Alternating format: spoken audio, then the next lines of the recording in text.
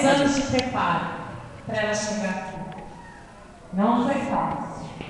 Como eu falo para vocês, o Ministério de Ministras, quem comanda sou eu. É muito exigido, não é fácil.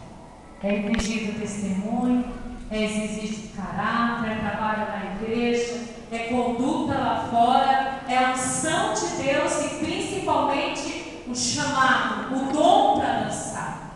Eu tenho que saber dançar bem para ser ministra. E às vezes a gente não entende isso. Eu tenho que saber dançar bem. Porque é um grupo separado na dança. Não é? Porque que nem quem toca, não pode tocar de qualquer jeito, tem que saber tocar. Quem canta não pode cantar de qualquer jeito, tem que saber cantar. E quem dança tem que ter o chamado para dançar.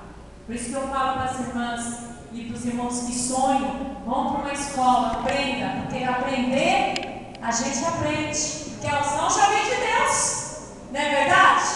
A unção já vem de Deus. Cadê o óleo? E nós vamos consagrar ela. 3 anos de preparo para ela chegar até aqui. Mas ela chegou. Amém. E o sonho é o santo. Pastor, e o pastor agora vai estar ungindo ela como ministra, separada para o Senhor.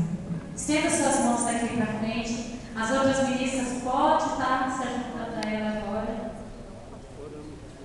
Pai querido, em nome de Jesus nós consagramos a tua serva para o chamado, para o ministério de dança dessa igreja, Pai. Como